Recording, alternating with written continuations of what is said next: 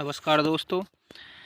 भाइयों, Uttar Pradesh police constable की तीनों भर्ती 41,520 व 49,568 एवं 2015 मेरिट भर्ती का जो केस सुप्रीम कोर्ट में लगा हुआ था, बीती 22 तारीख को वो केस डिसमिस हो गया है और उसका ऑर्डर आज अपलोड हुआ है। तो ऑर्डर में क्या क्या आया ये सब मैं आपको बताने वाला हूँ। 5 मिनट में ये सारा एक्सप्लेन हो जाएगा, वीडियो पर डटे रहिएगा। और 1 पॉइंट और बताऊंगा मैं इसमें। टोटल 3 बातों पर चर्चा करूंगा कि ऑर्डर में क्या आया, और जो एज रिलैक्सन में छूट के लिए बताया गया था कि मखीजा मैडम ने बहस की थी, उसमें एज रिलैक्सन पॉइंट कंसीडर किया गया उसके बारे में। और एक तीसरा पॉइंट और एक सबसे महत्वपूर्ण पॉइंट आपको बताऊंगा मैं, आगे की रणनीति क्या है। ये तीनों पॉइंट सुनना, ज़्यादा समय नहीं लूँगा, थोड़ी सी 4-5 मिनट की वीडियो बनेगी वैसे। तो देखिए, हाई कोर्ट में जो एसएलपी नंबर था, इसको हम जो ऑर्डर आया था ये हमारे खिलाफ़ आया था हाई कोर्ट में, तो हम इससे नाखुश थे। तो हम सभी बच्चों ने क्या किया, हम सुप्रीम कोर्ट में हमने एसएलपी दाखिल की। ठीक है। और इसमें जो मुख्य जो लीड फाइल में थी वो 2015 की गोविंद कुमार वाली थी। ठीक है, वर्सेस उत्तर प्रदेश राज्य। इसमें ये जो इतनी बहुत सारी एसएलपी हैं, ये जो एसएलपी है ये है 2018 की जो 49,568 भर्ती थी, विकास वाली भाई की है। और ये 41,520 की एसएलपी है। और ये जो हैं ये दोनों ये 2015 मेरिट भर्ती की हैं। वैसे तो कई एसएलपी डाली गई, ये सारी की सारी एसएलपीओं के बारे में बताया गया है, ये सारी एसएलपी हैं।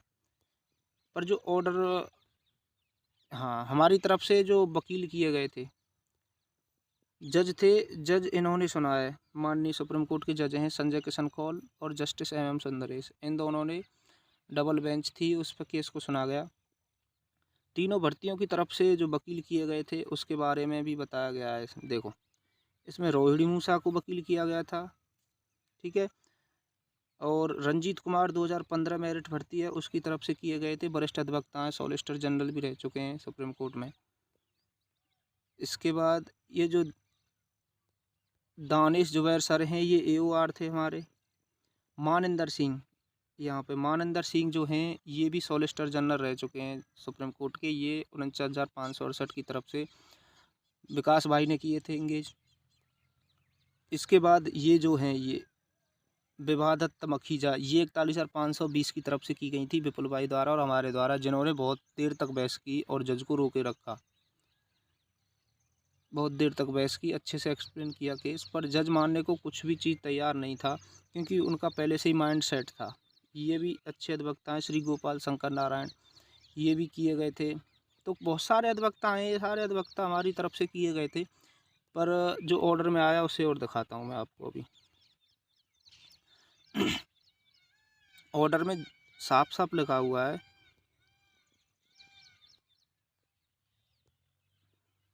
वकील की सुनवाई पर न्यायालय ने निम्नलिखित किया। क्या क्या किया न्यायालय ने? SLP 16,752 49,568 वाली, 16,751 41,520 वाली, और ये दोनों SLP जो मेरिट भर्ती 2015 वाली हैं, ये SLP थी जिनको सुना गया।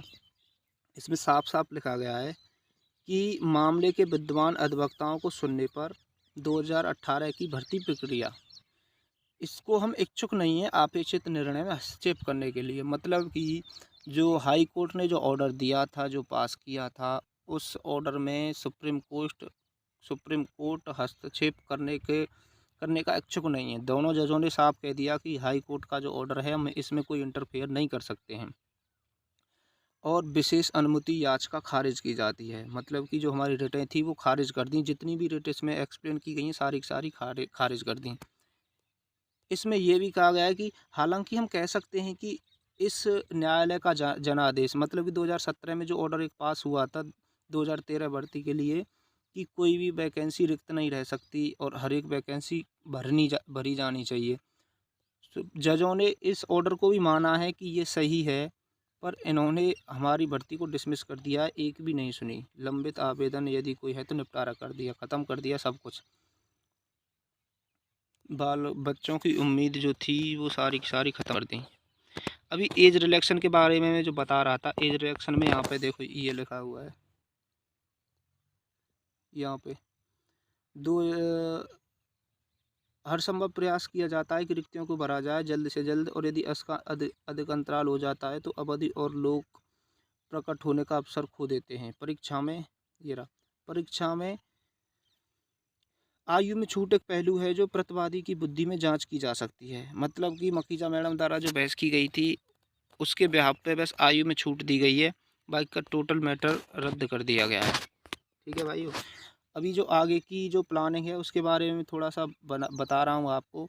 और ये सिर्फ और सिर्फ जो प्लानिंग है ये 41,520 व 49,568 इन दोनों भर्तियों के लिए है।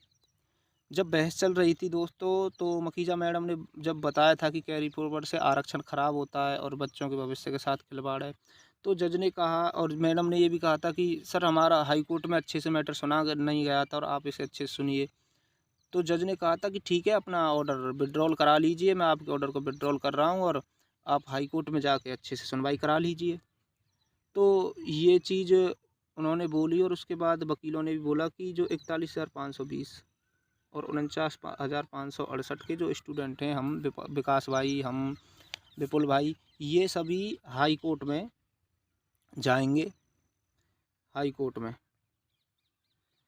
में जाके अपना अपना केस है जो दोबारा से दायर करेंगे, अपनी दोबारा से याचिका हाई कोर्ट में डालेंगे और जज से कहेंगे, जज के सामने ये बात रखनी कि सर हमारी जो सुनवाई है जो एक सिंगल बेंच पे हाई कोर्ट में हुई थी उसमें 41,520 का जिक्र नहीं था, 41,520 को अच्छे से नहीं सुना गया और ना ही 49,568 को अच्छे से सुना गया।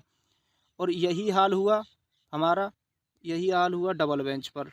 डबल बेंच पर भी क्या हुआ कि 2015 भर्ती को ही सुना गया, 2018 की 41,520 और 49,568 को नहीं सुना गया। और यही हुआ सुप्रीम कोर्ट में। सुप्रीम कोर्ट में भी ज़्यादातर सुनवाई 41,520 और 49,568 पर नहीं हुई, 2015 वाली भर्ती पर हुई। तो आगे की रणनीति यही है कि भाई अब बच्चे विचार विमर्श कर रहे हैं, हाई कोर्ट में दोबारा से अपनी याचिका दायर करेंगे कि माय लॉर्ड हमारा केस अच्छे से नहीं सुना गया है और जो भी होगा आपको बाकी का बता दिया जाएगा वीडियो के माध्यम से। फ़िलहाल यही जानकारी है।